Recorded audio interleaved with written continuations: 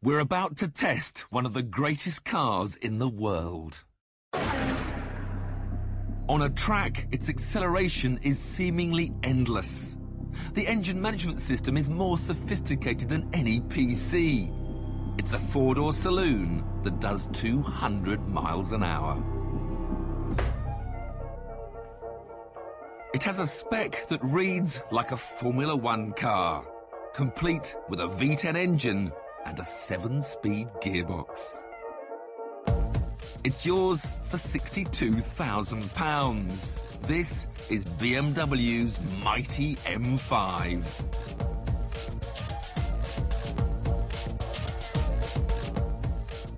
Now, BMW have always claimed that their M5 should be good enough to carry 4 people and their luggage in comfort all the way to the south of France, and at the same time be able to live with a supercar on a track.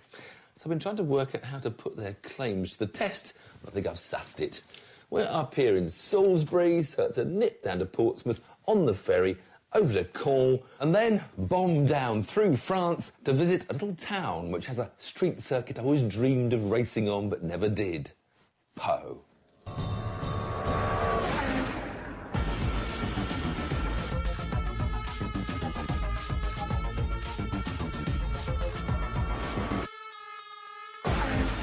We were cruising south on Route Nationale 138, which eventually becomes the Mulsanne Strait of Le Mans. Perfect time to start experimenting with the 5-litre V10 engine. The moment we're in relaxed about town mode with only 400 horsepower. But if we just press this little button and we go from 400 horsepower to 507, and the whole engine tone just comes alive. And the amazing thing is that this 507 horsepower doesn't actually feel that ferocious. You just feel this never-ending, glorious surge without any real violence involved. It's one of the all-time great engines, and to help you keep it in the sweet spot, they've squeezed 7 ratios into the gearbox. There is a fully automatic mode, but I prefer shifting manually with the paddles. You also get to choose the actual speed of the changes by selecting one of 6 modes. Having driven the car for somewhat 100 miles or so and played with all these different gear changes, I begin to realise that although mode 1, the slowest change, might give your passengers' necks a slightly easier time, you can actually make even smoother changes in mode 6, the fastest change, just by giving a little lift of the throttle. We'll just demonstrate. Select 3rd gear, build up the revs, up, lift, woof, through it goes. Didn't notice that at all.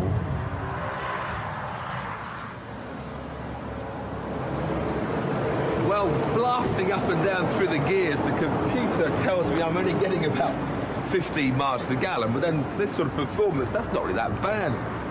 But that means my range is only about 220 miles, so we've got to fill up. After another couple of hours, we reached our overnight stop at La Rochelle, where we suddenly realised quite how ordinary the car looks. Only a connoisseur would spot the telltale M5 details. But then, to the executives who buy these, the discreet styling is just as important as the awesome performance. Morning, crew. Hey, look, I want you to listen to the engine start up. It's a bit bizarre for all the beautiful sounds of yesterday, because actually on tick-over, it can sound a bit rough.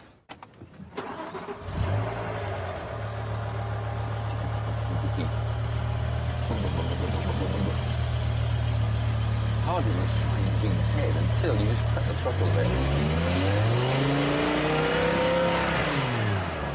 Another thing I want you to look at is this heads-up display I've been using all the way down with a sat-nav, and it's brilliant because the whole route here I haven't had to take my eyes off the road at all. And I think these displays will be a must-have for all the cars of the future. Time to go. Pack the camera away. Come on, let's get on the road.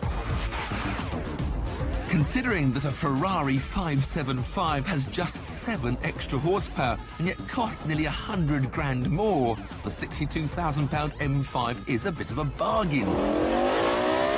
which makes it even more enjoyable. We soon got to Po, and even the rain didn't spoil the thrill of finally driving round a track I'd only seen in old movies. After Monaco, it's the second oldest street circuit. Then down the gears, boom, boom, boom. But today, racing is saved for high days and holidays. So it was up the road to sister track Po Arnaud for the final part of our test. Now, at the end of this pit straight, there's an amazing blind right-left. You're only get up to fourth gear. You just clip the one curve and it just throws you to the left one. To the bottom, two right-handers, which, if you want to have fun, can be taken as one.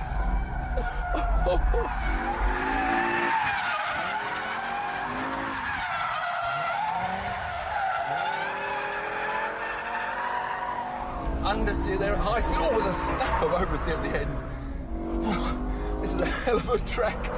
Down to second, to the left, right. Ooh, silly bit, one way, then up the other way. Oversteer on the way out. Oh, I think you could get a bit carried away. You have to remember, the M5 is a big, heavy car. You've got to have a little bit of respect. That weight just throws the front out, and then of course when you're braking, you need long braking distances. You just need a bit more room. The car's slightly lazier in its reactions. Amazing thing is the brakes are holding up brilliantly for such a tight circuit. One more, flick it, power. Now on the throttle then. Oh, backs out.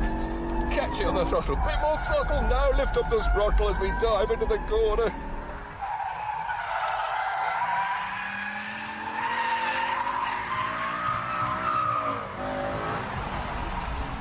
Got to remember, I've driven this car. Oh.